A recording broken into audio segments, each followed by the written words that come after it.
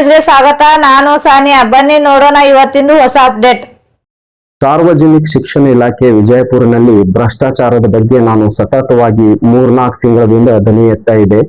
ಅದರೊಳಗೆ ಏನಾಗಿದೆ ಅಂದ್ರೆ ಕೆಲವು ಶಾಲೆಗಳಲ್ಲಿ ನವೀಕರಣ ಸಲುವಾಗಿ, ಮಾನ್ಯತೆ ಸಲುವಾಗಿ, ಕೆಲವು ಡಿವಿಜನ್ ನೌಕರರ ಸಲುವಾಗಿ ಮತ್ತು ಕೆಲವು ಅರ್ಬಿ ಸ್ಕೂಲಿನಲ್ಲಿ ಫಾರ್ಜರಿ ರೆಕಾರ್ಡ್ಸ್ ಕ್ರಿಯೇಟ್ ಮಾಡಿ ಪ್ರಮೋಷನ್ ತಗೊಂಡಿದ್ದ ಬಗ್ಗೆ ಸಾಕಷ್ಟು ಸಲ ನಾನು ಅಪಾರ ಆಯುಕ್ತರು ಧಾರವಾಡ ಅವರಿಗೆ ಮತ್ತು ಆಯುಕ್ತರು ಸಾರ್ವಜನಿಕ ಶಿಕ್ಷಣ ಇಲಾಖೆ ಬೆಂಗಳೂರು ಅವರಿಗೆ ಮತ್ತು ಪ್ರಿನ್ಸಿಪಲ್ ಸೆಕ್ರೆಟರಿ ಅವರಿಗೆ ಪತ್ರ ಬರೆದಿದೆ.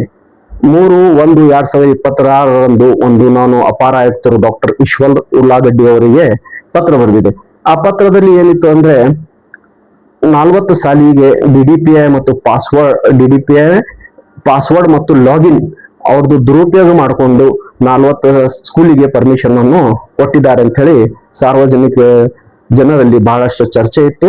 ಆ ಚರ್ಚೆ ಈ ತರ ಯಾಕೆ ಆಗ್ತಾ ಇದೆ ಅಂತ ಹೇಳಿ ನಾನು ವಿಚಾರಣೆ ಮಾಡಿದಾಗ DDPI ಅವ್ರದ್ದು ಪಾಸ್ವರ್ಡ್ ಮತ್ತು ಲಾಗಿನ್ ಆಫೀಸ್ ಸಿಬ್ಬಂದಿಯರು ಕದ್ದಿ ಮುಚ್ಚಿ ಅವ್ರಿಗೆ ಗೊತ್ತಾಗಲಾರ್ದೆ ಮಾಡಿದ್ದಾರೆ ಅಂತ ಹೇಳಿ ನನ್ನ ಗಮನಕ್ಕೆ ಬಂತು.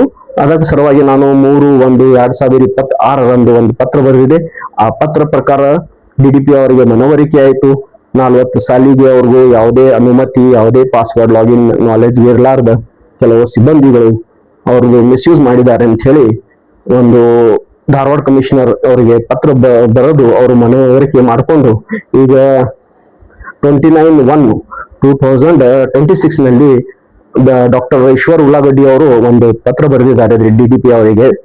ಆ ಪತ್ರದಲ್ಲಿ ಏನಿದೆ ಅಂದ್ರೆ 3 ದಿವಸ ಒಳಗಾಗಿ ಯಾರ್ಯಾರು ತಪ್ಪಿಸ್ತಿದಾರ ಅವ್ರ ಮೇಲೆ ಸಂಬಂಧಪಟ್ಟ ಪೊಲೀಸ್ ಅಧಿಕಾರಿಗಳಿಗೆ ದೂರವನ್ನು ಕೊಟ್ಟು FIR ಮಾಡಿ ಅವ್ರ ಮೇಲೆ ಕ್ರಮ ಜರುಗಿಸಬೇಕಂತ ಹೇಳಿ ಒಂದು ಆದೇಶ ಮಾಡಿದ್ದಾರೆ.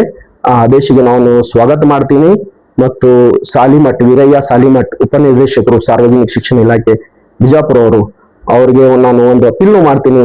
ಆದಷ್ಟು ಬೇಗ ಯಾರು ತಪ್ಪಿಸ್ತಾರ ಅದರ ಮೇಲೆ ಕಾನೂನು ಕ್ರಮ ಮಾಡಬೇಕು ಮತ್ತು ಅವ್ರ ಮೇಲೆ ಅವ್ರಿಗೆ ಸಸ್ಪೆಂಡ್ ಮಾಡಿ ಡಿಸ್ಮಿಸ್ ಆಗುತ್ತನ ತಾವು ಆಡಳಿತವನ್ನು ವಹಿಸಬೇಕಾಗಿ ತಮ್ಮಲ್ಲಿ ಒಂದು ಅಪೀಲ್ ಮಾಡ್ತೀನಿ. ಮತ್ತು ಒಂದು DDPI ನಾಲೆಜ್ಗೆ ಬರಲಾರ್ದ ಒಂದು OTP ಮತ್ತು ಅವ್ರದ್ದು ಲಾಗಿನ್ ಮಿಸ್ಯೂಸ್ ಮಾಡ್ತಾರಂದ್ರ ಇದು ದೊಡ್ಡ ಮಟ್ಟದ ಒಂದು ಅಪರಾಧ ಆಗಿದೆ. लेटेस्ट न्यूज अपडेट्स के लिए YouTube एक्सप्रेस को सब्सक्राइब कीजिए, साथ में बेल आइकॉन को भी क्लिक कीजिए, साथ ही साथ लाइक, शेयर और कमेंट करना ना भूलिए।